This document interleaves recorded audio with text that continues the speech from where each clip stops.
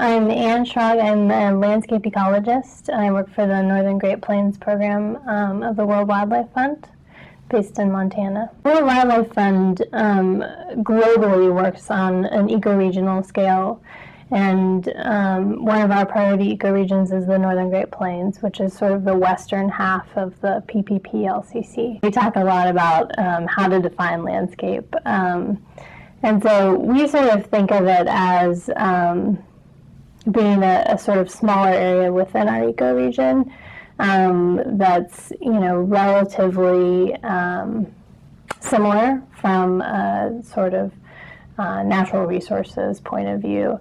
Same kinds of wildlife and vegetation and that sort of thing.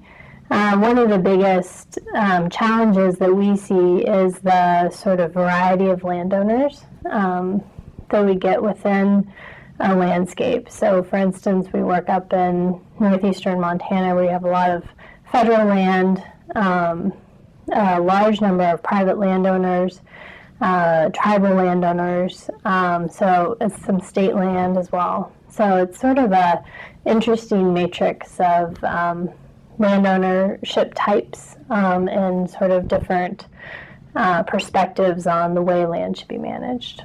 We, of course, work with agency folks on a more local level, but this sort of gives us a perspective from the ecoregional level or the landscape level. It's also great to be more involved with partners that are a little bit east of us or working a little bit west of us or south of us,